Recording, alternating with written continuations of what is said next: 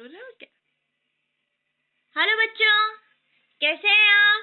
कक्षा 10वीं की हिंदी की कक्षा में मैं कविता टेलर आपका स्वागत करती हूँ। पहला प्रश्न है अपना, बाल गोविंद भगत पाठ किस पर प्रहार करता है? कुरीतियों पर, शिक्षा पर, दहेज प्रथा पर या राजनीति पर? तो बाल गोविंद पाठ कुरीतियों पर प्रहार करता है। दूसरा प्रश्न है अपना, प्रिंसिपल ने मनु भंडारी के पिता को क्यों बुलवाया था? अशिष्टता के कारण, विनम्रता के कारण, आंदोलनकारी के कारण या शरारत के कारण? तो भाई प्रिंसिपल ने मनु भंडारी के पिता को आंदोलनकारी के कारण बुलाया था। वो है ना राष्ट्रीय आंदोलन में सक्रिय भूमिका निभा रही थी और इस कारण से मनु भंडारी के पिता को बुलाया था। अगला प्रश्न है अपना, निबंध गद्य की कसौटी है, ये किसका कथन है? नंद दुलारे वाजपेयी का, आचार्य शुक्ल का, डॉक्टर नगेंद्र का या आचार्य द्विवेदी का? तो सही उत्तर है आचार्य शुक्ल का। अगला प्रश्न है अपना, रसात्मक वाक्यम काव्यम परिभाषा किस आचार्य की है? आचार्य जगन्नाथ की है, आचार्य विश्वनाथ की है, आचार्य मम्मट की है या आचार्य शुक्ल की है? तो सही उत्तर है अपना आचार्य विश्वनाथ। अगला प्रश्न है अपना, काव्य की शोभा बढ़ाने वाले कारक को कहते हैं। देखो, अगर अलंकार की परिभाषा आपने पढ़ी हो तो आपको पता चल जाएगा कि काव्य की शोभा बढ़ाने वाले कारक, धर्म तथा तत्व, उसको क्या कहते हैं? अलंकार कहते हैं। देखो, ये जो प्रश्न मैं पढ़ा रही हूँ ये परीक्षा की दृष्टि से महत्वपूर्ण है। ये गत वर्ष भी आ चुके हैं और अगले वर्ष भी आ सकते हैं, तो आप इनकी तैयारी में लगे रहिए और रोज रिवीजन करिए। अगला प्रश्न है अपना कि दोहा छंद के द्वितीय और चतुर्थ चरण में कितनी मात्राएं होती है? तो दोहा के द्वितीय और चतुर्थ चरण में कितनी मात्राएं होती है? 13-13 मात्राएं होती है, 11-11 मात्राएं होती है, 12-12 मात्राएं होती है या 16-16 मात्राएं होती है? तो सही उत्तर है अपना 11-11 मात्राएं होती है। अगला प्रश्न है अपना कि बाल गोविंद भगत की सब चीज की थी, किसकी थी? बाल गोविंद भगत की जो सारी चीजें थी वो किसकी थी? स्वयं की थी, साहब की थी, परमात्मा की थी या सरकार की थी? तो बाल गोविंद की सब चीज थी वो किसकी थी? साहब की थी। अगला है अपना प्रश्न, भगत आनंद कौशल्यायन ने धर्म का प्रचार प्रसार किया। अब कौन से धर्म का प्रचार प्रसार किया था? जैन धर्म का किया था, बौद्ध धर्म का किया था, हिंदू धर्म का किया था या ईसाई धर्म का किया था? तो भगत आनंद कौशल्यायन ने बौद्ध धर्म का प्रचार प्रसार किया था। अगला प्रश्न है अपना कि भगत आनंद कौशल्यायन की भाषा कौन सी थी? खड़ी बोली थी, परिमार्जित थी, उर्दू थी या बोलचाल की भाषा थी? तो उनकी जो सही भाषा थी वो बोलचाल की भाषा थी। तो अगला अपना प्रश्न है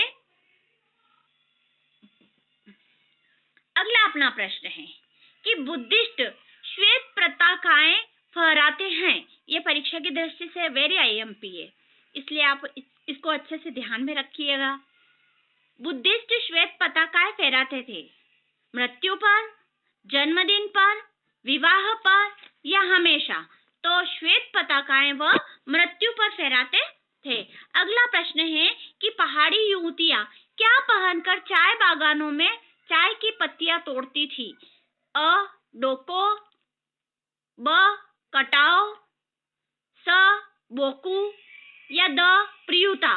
तो सही उत्तर है बोकू। बोकू पहन करके वह चाय की पत्तियां तोड़ती थी। अगला प्रश्न है कि सिक्किम में किसके फुटप्रिंट हैं? देखो, परीक्षा की दृष्टि से बहुत ही अच्छा प्रश्न है कि सिक्किम में किसके फुटप्रिंट थे? कबीर के, रैदास के, दादू के या नानक के? तो सही उत्तर है इसका नानक के। अगला है प्रश्न अपना कि गुलाबी पत्थरों के बीच इठला कर चांदी की तरह बहने वाली नदी है। देखो, ये जीके में भी क्वेश्चन आता है, बहुत बार आ चुका है और इस बार भी हो सकता है आ जाए कि गुलाबी पत्थरों के बीच इठला कर चांदी की तरह बहने वाली नदी है, वह नदी है तीस्ता नदी। सही उत्तर इसका क्या है? तीस्ता नदी। अगला प्रश्न है अपना कि नेताजी की मूर्ति तैयार तैयार करने वाला मूर्तिकार था? ये भी बहुत ही अच्छा प्रश्न है ना? तो किशोरीलाल, मोतीलाल, जवाहरलाल या जमनालाल? तो सही उत्तर है उसका कि उस मूर्तिकार का नाम था मोतीलाल। अगला प्रश्न है अपना कि बाल गोविंद भगत पाठ की जो समस्या है वो कौन सी समस्या पर प्रहार करता है? रूढ़ियों की, मान्यता की, हीनता की या गतिशीलता की? तो सही उत्तर है रूढ़ियों की समस्या पर क्या करता है? प्रहार करता है कि रूढ़ियों से आगे बढ़कर के हमें काम करना चाहिए, है ना? अगला प्रश्न है अपना कि रिक्त स्थान का बचपन का नाम हरनाम दास था। मुंशी प्रेमचंद जी का, कौशल्यायन का, विवेकानंद का या दयानंद सरस्वती का? इसमें है ना मिस प्रिंटिंग हो गई है ना? तो सही उत्तर है कौशल्यायन का। कौशल्यायन का बचपन का नाम क्या था? हरनाम दास था। ठीक है, अगला प्रश्न है कौशल्यायन के साहित्य पर किसका प्रभाव पड़ा? गांधी जी का, नेहरू जी का, तिलक का या दयानंद सरस्वती का? तो उनका जो प्रभाव था वो गांधी जी का उन पर ज्यादा प्रभाव पड़ा। अगला प्रश्न है अपना, देखो ये परीक्षा 2024 में भी आ चुका है, परीक्षा की दृष्टि से भी महत्वपूर्ण है, तो थोड़ा सा ध्यान रखिएगा कि ये प्रश्न पिछले वर्ष आ चुका है कि प्रगतिवादी कवि है मुक्तिबोध है, सुमित्रानंदन पंत है, नरेश मेहता है या जगमोहन है? तो सही उत्तर है मुक्तिबोध, गजानन माधव मुक्तिबोध है। अगला प्रश्न है अपना कि नेताजी की जो प्रतिमा थी वो कितने फुट की थी? ये भी 2024 में आ चुका है, देख लीजिए। 2 फुट, 5 फुट, 3 फुट या 10 फुट? तो सही उत्तर है 2 फुट। नेताजी की जो प्रतिमा थी वो कितने फुट की थी? 2 फुट की थी। अगला प्रश्न है अपना,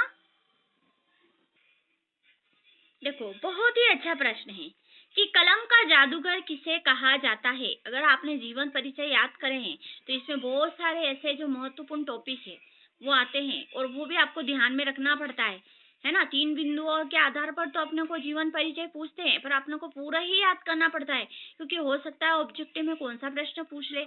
इसलिए देखो कि कलम का जादूगर किसे कहा गया है, 2024 में आया हुआ प्रश्न है। राम वृक्ष बेनीपुरी को, अज्ञे को, स्वयं प्रकाश को या नागार्जुन को? तो कलम का जादूगर जो कहा जाता है वो राम वृक्ष बेनीपुरी को कहा जाता है। अगला प्रश्न है अपना कि सुर सारावली के कवि का नाम क्या है? अ सूरदास, ब कबीरदास, स मैथिली शरण गुप्त या द नागार्जुन? तो सुर सारावली, देखो सुर और सुर इधर भी आ रहा है, तो क्या है? सूरदास जी है ना? सूरदास जी का अगर जीवन परिचय याद करा हो तो उसमें रचनाएं भी दे रखी है उसकी। ठीक है, अगला प्रश्न है अपना, अगला प्रश्न है कि कवि निराला का जन्म हुआ था। देखो जीवन परिचय याद करोगे ना तो उसमें जन्म भी याद करनी है, मृत्यु भी याद करनी है, रचनाएं याद करनी है, भाव पक्ष, कला पक्ष, साहित्य में स्थान, सारी चीजें अगर आप याद करोगे तो अगर कोई सा भी अगर ऑब्जेक्टिव में आ जाए तो आप आसानी से कर पाओगे। अपना प्रश्न है कि कवि निराला का जन्म हुआ था 1904 में, सन 1900 में या 1899 में या सन 1888 में? तो सही उत्तर है 1899 में। अगला प्रश्न है कि कुहासा का अर्थ है कंबल, कोहरा, सन्नाटा या सहारा? तो सही उत्तर है कोहरा। यह भी पिछले वर्ष आ चुका है। अब अगला प्रश्न है अपना, हाँ अब जो अपने जो प्रश्न आते हैं देखिए, तो रिक्त स्थान भी आते हैं आपके, सही विकल्प भी आते हैं, तो एक वाक्य में उत्तर दिए ये वाले भी प्रश्न आते हैं। तो अब मैं आपको ले रही हूँ, एक वाक्य में उत्तर दीजिए। अब इसमें भी आपको आना चाहिए, देखो उसमें तो अपने 4 ऑप्शन थे, इसमें कोई ऑप्शन नहीं आएगा कि ए कौन सा है, बी कौन सा है, सी कौन सा है, डी कौन सा है। तो इसमें अपने को बुद्धि लगानी है, इसलिए अपने को पढ़ना पड़ेगा, है ना? हमेशा सहारे की जरूरत नहीं होनी चाहिए, हमें ऐसा भी होना चाहिए कि हमें एकदम से अगर कोई भी प्रश्न पूछा तो तुरंत अपने दिमाग से निकल के आ जाए कि ये इसका आंसर है। ठीक है, तो एक वाक्य में उत्तर दीजिए। पहला प्रश्न है अपना कि सूरदास भक्तिकाल की किस शाखा के कवि थे? अगर आपने भक्तिकाल पढ़ा है तो आपको ये उत्तर आसानी से मिल जाएगा कि भाई है ना, सूरदास सूरदास भक्ति काल के किस शाखा के कवि थे? तो देखो सूरदास जी किसके अनन्य भक्त थे? कृष्ण के थे। तो क्या आएगा कि सूरदास भक्ति काल के कृष्ण भक्ति शाखा के कवि थे। देखो मैंने उत्तर लिख रखे हैं इसमें, आप अच्छे से याद कीजिएगा और दिमाग में भी रखिएगा। अगला प्रश्न है अपना कि सुर सारावली के रचयिता का नाम लिखिए। 2024 में आया हुआ प्रश्न है। देखो सुर सारावली, सुर नाम आगे दे रखा है तो इससे अपने को पता चल जाना चाहिए कि इसके कवि कौन है। तो सुर सारावली के रचयिता का नाम है सूरदास। अगला प्रश्न है कि गोपियों के अनुसार राजा का धर्म क्या है? देखो ये वाला प्रश्न तो वैसे भी, अब अगर आप में से कोई भी पूछे कि राजा का धर्म क्या होना चाहिए तो आप क्या उत्तर दोगे कि राजा का धर्म होना चाहिए प्रजा की रक्षा करना, है ना, और प्रजा को अन्याय से मुक्ति दिलाना। ठीक है, तो गोपियों के अनुसार राजा का धर्म क्या था कि प्रजा को अन्याय से मुक्ति दिलाना, अर्थात प्रजा की रक्षा करना। ठीक है, अब अगला प्रश्न है अपना कि सूरदास की काव्य भाषा क्या थी? देखो अगर सूरदास जी का अगर आपने जीवन परिचय याद करा है तो आपको इन प्रश्नों से आसानी से उत्तर मिल सकते हैं। ठीक है, तो आपको थोड़ा सा ध्यान रखना है, सूरदास जी का जीवन परिचय अच्छे से याद करना है ताकि आपके कोई भी अगर एग्जाम में प्रश्न आता है तो आप आसानी से उत्तर दे सकते हैं।